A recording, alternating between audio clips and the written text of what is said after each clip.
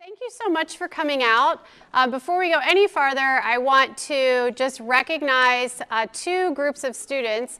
Specifically, we have interactive media students here who are going to be, this is Facebook Live right now. I think right now we're on Facebook Live, okay? And welcome to everybody on Facebook. And so appreciate those students. And also our culinary students obviously did a phenomenal job of preparing. I think I asked for, just some finger foods or something really small. And they ended up doing a really, really big event. So really nice. I said, do they do weddings? And they probably could. So I'm Kim Miller. I'm the superintendent here, and I really appreciate you being here. I see so many familiar faces. I especially want to thank our staff who've come out and our administrative team. But I also want to recognize some of our board members who are here, our Board of Education members. So Mr. Leo Noblock is here. Mr. Chris Lopez is here. Oh, Mr. Ron Fowler is in the back, and we were here for kind of a late meeting last night, so I appreciate you coming back tonight as well for the evening. So this is a really exciting time for us at Eastland-Fairfield. I joined the Eastland-Fairfield family last January as the superintendent, and it has been just a phenomenal experience for me so far, and really excited about the direction that we're going. So at Eastland-Fairfield, we have always been future-focused. We have always focused on our students and where they're going into their future. And we're going to continue to be future-focused. But like any 53-year-old house, it was time to do a little remodeling, time to do a little updating. And so you're going to see how we're going to go into the future, what's going to guide us into the next 3 to 5 years. And a couple of things that you're going to see and hear tonight is first a focus that we've really started to take to heart, which is around helping our students, our high school students, find their next E. Not their forever E, but what's their next E. So what we mean by that is at the end of their time with us, do they want to go on to employment, entrepreneurship, enlistment in the military, or additional education? And we really think that any of those pathways are ones that will lead students to success and that are very viable. We also know some of our students will do 2 of those E's, 3 of those E's. A very small number will be able to do all 4 of them. But we're excited about that, and you're going to hear a little bit of that focus on the E's as we go through this evening. The other thing is, when I came last year, one of the most common things that was said to me was, we're the best kept secret in Central Ohio. And many of you have heard me say, I don't want to be a secret. If we're a secret, then students, both adult and high school, don't have an opportunity to access the amazing programs that are here. And so, again, in the spirit of doing a little remodeling, and if you read my most recent blog, I think it went out already, I called it 2022 is Eastland-Fairfield's remodel edition or renew edition. I was reading my Southern Living magazine, and that was all over it, the remodeling. And so I thought, we're doing a little bit of remodeling. So we have a new look, new colors, and a new focus. So tonight we are officially launching our new brand. And so I am going to let you take a look.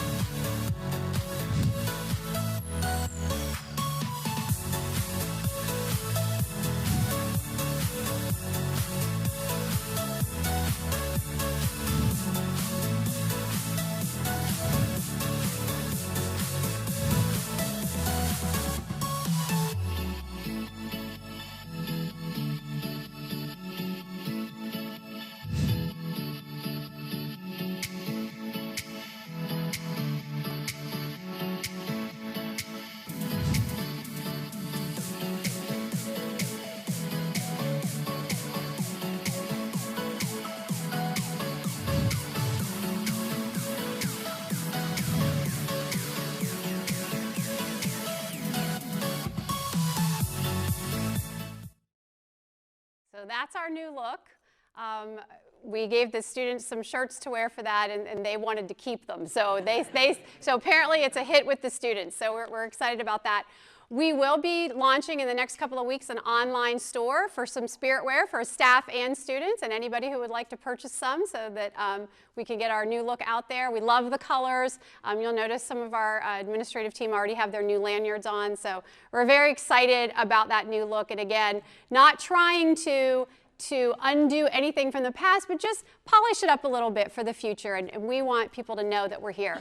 So in addition to our new brand look, we also have launched a new strategic plan, and the Board of Education on January 12th approved this plan, and it's going to guide us over the next 3 to 5 years. So how did we come up with this plan? Well, we partnered with a group called Rice Educational Consulting, and we worked with them over the course of from about May of last year through about December of this year to develop the plan. There were 3 phases to the plan. The first phase was what they called the alignment phase. So they met with members of the administrative team just to get a sense of what have been the priorities over the last few years, what do we see as priorities going forward. The second phase was what they called sensing. And so we invited all stakeholders. The steering committee was made up of administrators, staff members, business partners, and alumni, and we took all of the data and we started to craft that strategic plan. Now, before we really got into the plan, we also took a look at our vision, mission, and core values. Part of the sensing was to get some feedback about the vision, mission, and core values. And so we decided we needed to update those. They weren't quite resonating, and so those have been updated as well. So the vision is to prepare and guide each student to pursue success through exceptional educational experiences. So visions are aspirational. Those are those big long-term goals that you're constantly striving for, but it's guiding us.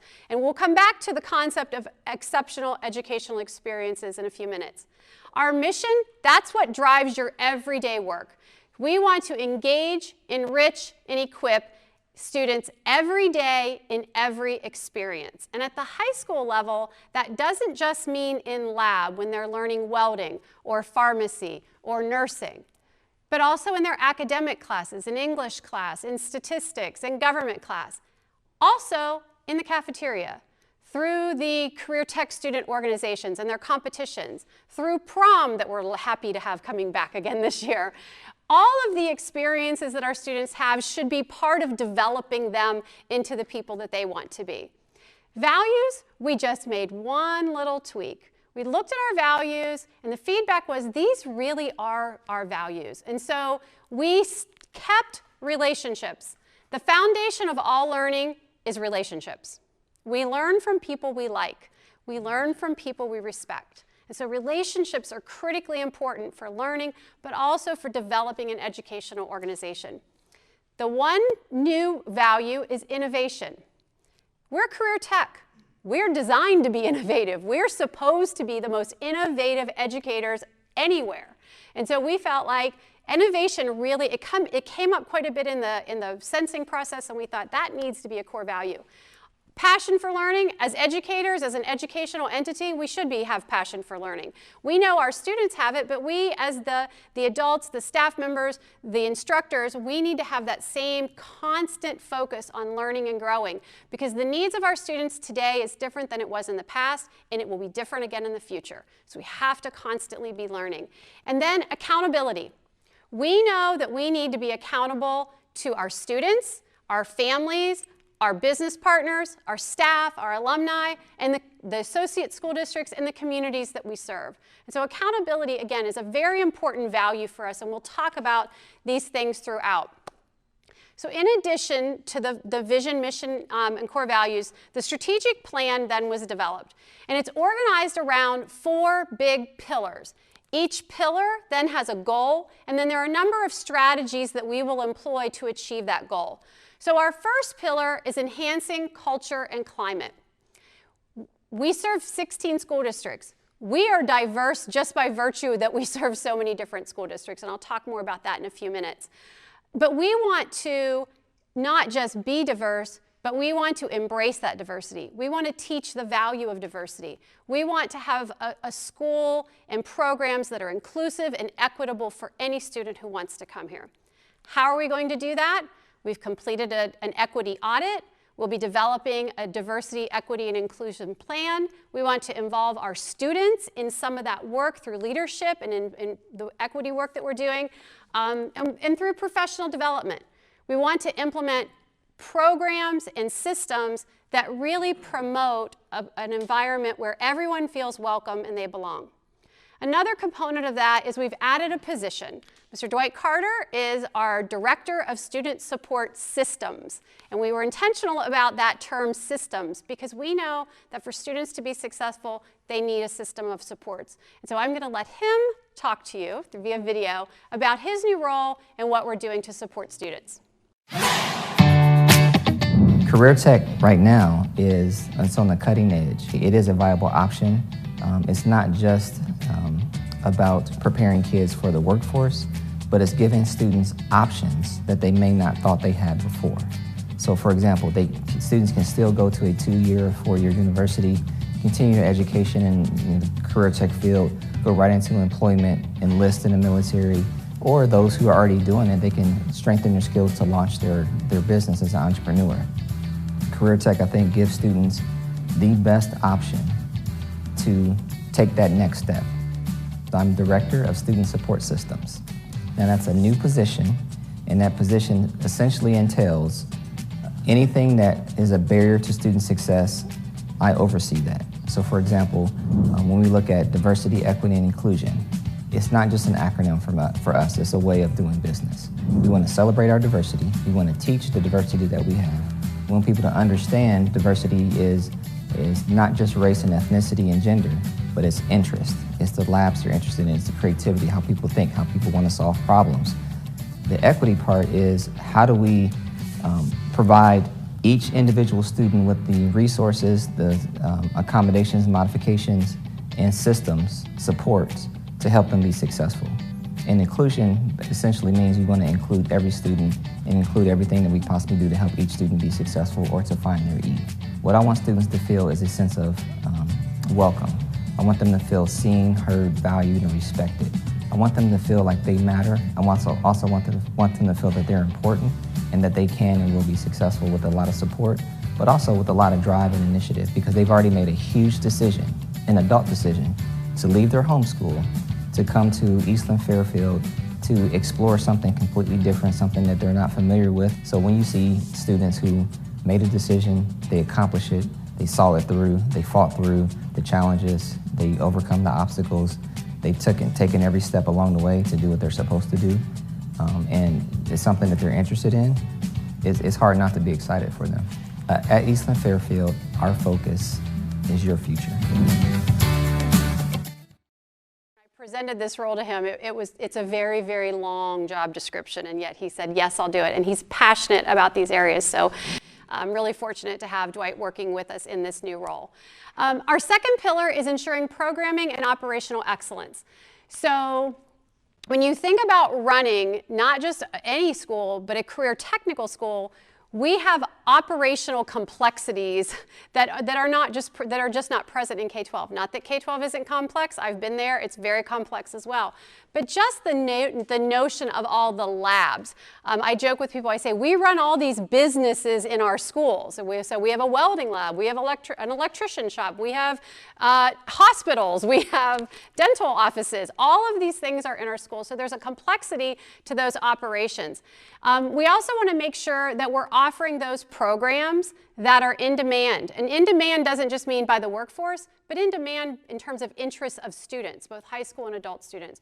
And so that operational side of our world is really, really critical.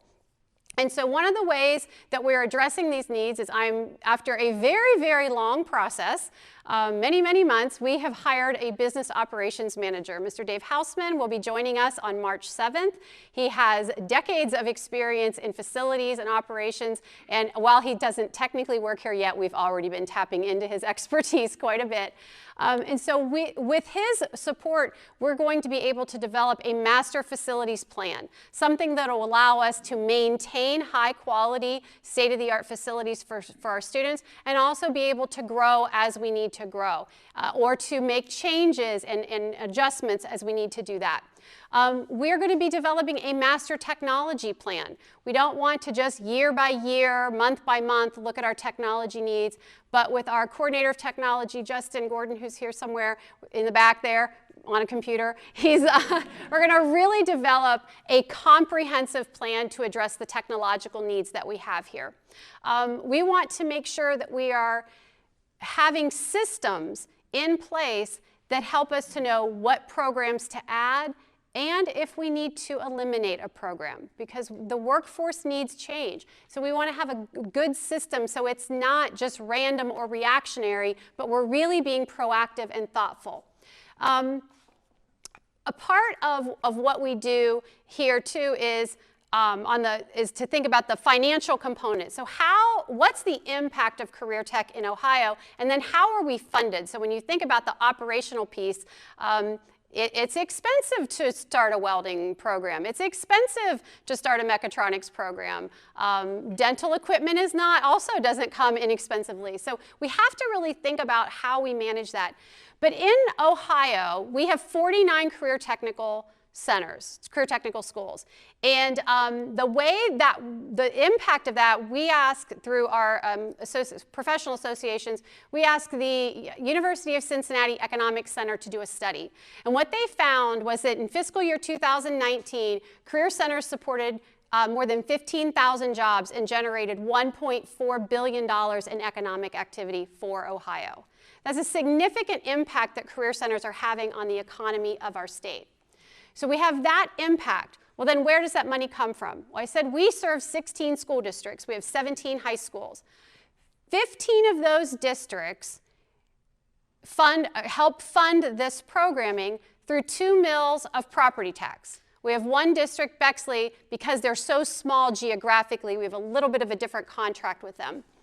But all of those districts, we make up a career tech planning district. They support these programs, as I said, with 2 mills of property tax. We have some other funding sources as well, but that's the primary way. What that allows is for students from those high schools to attend either Eastland Career Center, Fairfield Career Center, or one of our satellite programs that's housed out in some of our associate districts for almost free. There's a little bit of cost for uniforms, and in the case of firefighting, they have some additional equipment costs, but we still absorb most of that cost. But for essentially very little financial investment, students are able to get high quality training and education that will get them into a great next step, whether that's additional education or straight into the workforce. The way that we're funded, also, or the way that we're structured here, also allows us to share spaces on the adult side. So we can share labs, we can share resources, and that allows us to keep our adult programming, which is tuition-based, but it allows us to keep those tuition costs lower so that those become more accessible to the people in our communities. So we have a couple of construction students who are going to talk to you about their programs and the importance of their programs and what those programs are doing for them and for their future.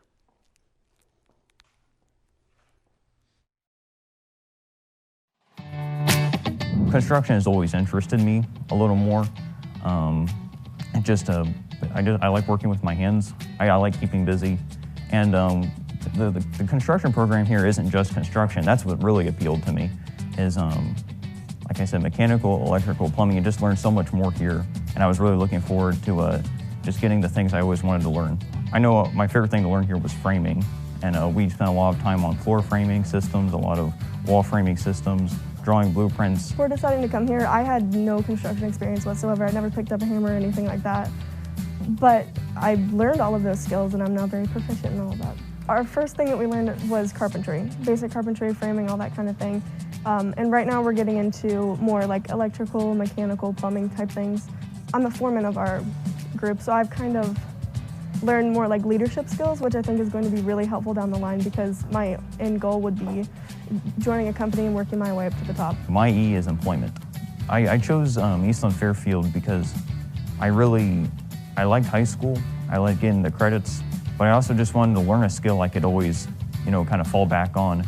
Because here, you learn skills you can always add to your resume. It always kind of puts you a little closer to the job you want. It puts you a little closer, and it also just gives you a sense of confidence when you go into the job market.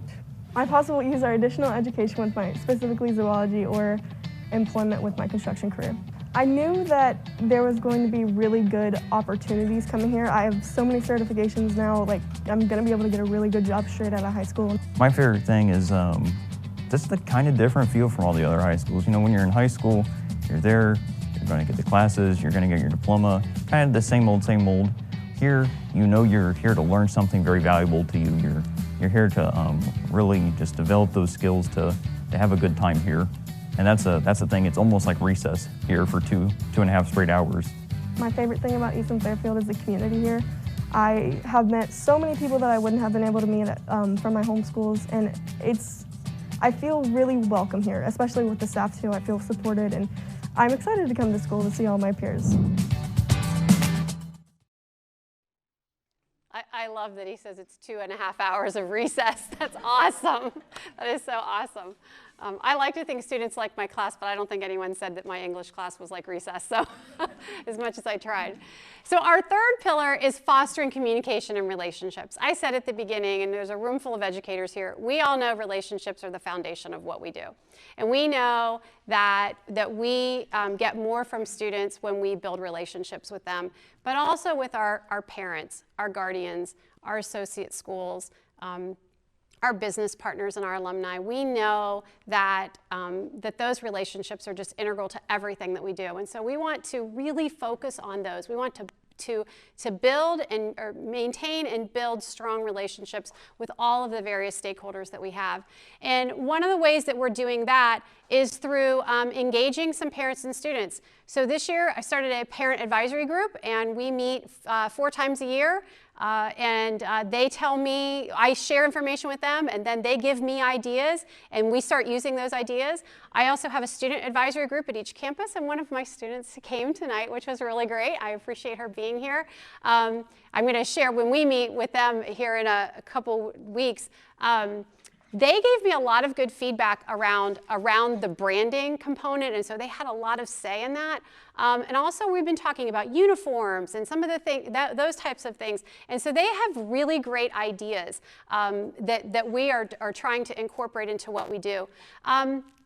Also, we want to make sure that we're providing earlier career opportunities. Not so much career development, but we know that career exploration earlier is important. And so we're looking to expand our career services so that we can work with our associate schools and get things even down to the elementary age, so students can start to think about not so much what do you want to be, but what kinds of problems do you like to solve? How do you like to work?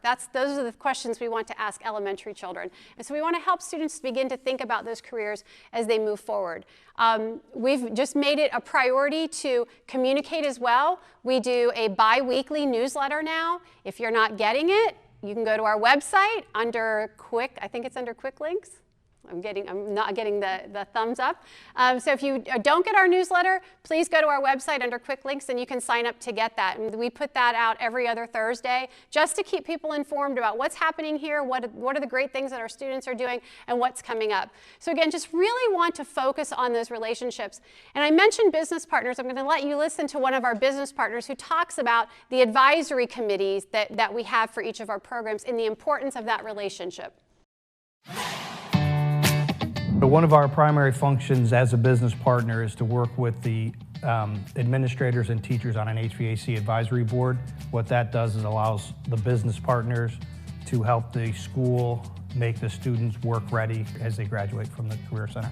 I like to hire students from Eastland-Fairfield because they're acclimated to our profession. They have awareness of what's going on.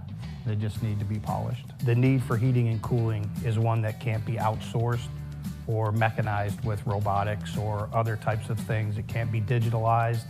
And the industry has all types of different career paths for students, be it sales, office, warehouse, driving, working in the field on equipment, working as an engineer at a manufacturer. So there's a whole host of career options open to the students once they have their certificate. The majority of the hiring that we do are local employers hiring local people. What we have found as a hiring partner with Eastland-Fairfield Career Center is that the students are coming out of the Career Center work ready and prepared to enter into the field as HVAC technicians. So for those who may not know, every one of our programs has an advisory board, both on the high school and the adult side. So those business partnerships, those relationships are critical. They're the people that tell us this is what you need to be teaching, and they really are impactful in the work that we do, as well as our students go to work for them as well. Our fourth pillar is to maximize instructional effectiveness. Welding, pharmacy, nursing, dental, interactive media, that's what we teach. The how we teach it is how we engage students. So we talked about that mission of engaging, enriching, and equipping students every day and every experience. The how we approach things that's where the instructional effectiveness comes in. And so we have decided that we really need to focus in this area in a big way. Students, you heard through the students that were talking that one of the reasons they come here is for that hands-on learning. So hands-on, problem-based, real-world learning is what motivates so many of our students. It actually motivates most all people. That's how most of us learn very well. But we want to take that, and one of our strategies is going to be to connect our academic classes to that similar type of approach. So this year, we have a cohort of teachers who have said, we'll invest and we're going to really study inquiry-based learning so we can bring that same philosophy into an English classroom, into a statistics class, into a government class. We know if our students come for a certain type of learning, they don't want to abandon that for half of their day. So we want to make sure that we're really thinking about that instructional effectiveness in all of our courses. Also, curricular changes. So Shelley Groves is our assistant superintendent, and she heads up all of our academic and instructional areas. And as we were getting ready to launch into curriculum review for English classes this year, we said, you know, we have 11th and 12th grade students. We aren't really bound by any particular courses. So rather than teaching English 11 and English 12, what if we did something different? So we surveyed students, we talked to our English instructors, and I'm excited to announce that next year, rather than English 11 and 12, we have a number of semester-long English courses, all topical, and students will be able to choose the courses they're interested in. So we have a course on children's literature. We have a course on mythology. We have a course on film.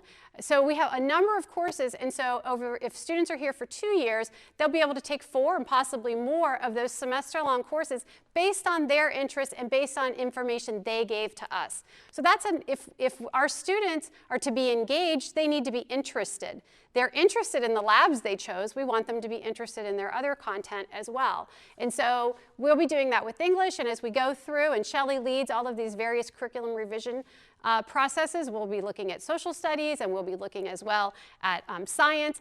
Math is a little more difficult. Algebra 2 is Algebra 2, so we may not have as much flexibility, but we think we can probably do some interesting things there as well. I know our instructors will be very creative. So that's where we're going with that instructional effectiveness. 2 students are going to talk to you about why they chose Eastland-Fairfield and about the instruction and why that appeals to them.